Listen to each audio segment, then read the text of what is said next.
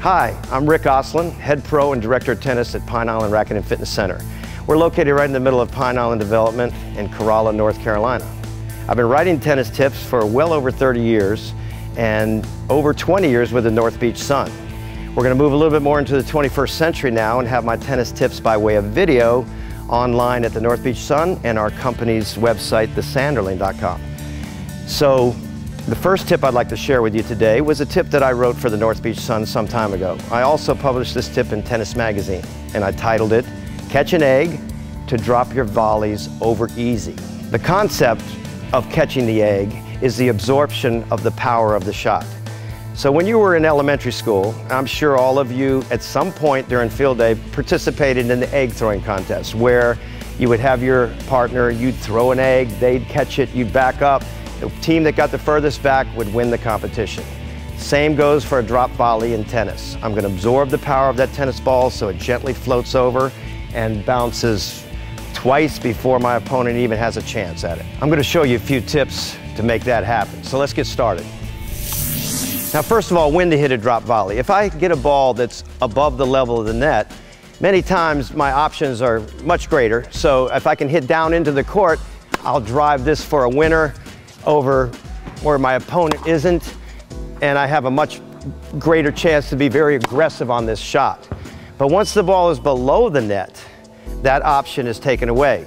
So once the ball is dropping down low and I try to drive it, I'm hitting the net more often than not. Or if I do get it over the net, it goes long. So I choose usually to hit a drop volley when I'm in a situation where the ball has dropped low. Another misconception about the drop volley is that people tend to try to chop it with a lot of backspin to get the ball to stop. Now, it is true that by chopping the ball, you get the ball to stop and even come back. If you were able to get it over the net and back before they hit it, you actually win the point. Not very likely in the middle of a game. I could try.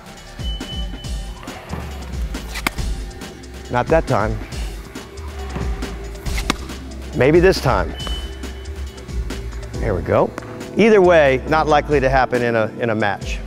So instead, you want to absorb, like I explained with catching the egg. If there was no stability in this racket whatsoever, and I'm going to demonstrate that by dropping it as the ball hits. Perfect drop shot. You don't want to drop your racket in the middle of the match either. So instead of dropping the racket, even though you saw there was no stability in that, I'm going to loosen my grip and absorb the power of the shot. If I absorbed all the power in the shot, you would get something like this. Now, that's illegal. Great trick to win the point. But again, that's not what you want to do. You want to absorb partially the power of the shot so that it does create a nice short ball that they cannot get to. If I can bounce this ball 3 times in the service box before it goes over the service line, I'm almost guaranteed that I have a winning shot. One other tip that I wrote years ago to help get that concept, and I was teaching a group of high school girls, and they were having a hard time with the catch the egg. I don't know why. But I had them touch the ball, then tap the ground behind them, and this also helped create the retracting of the racket and absorbing the power.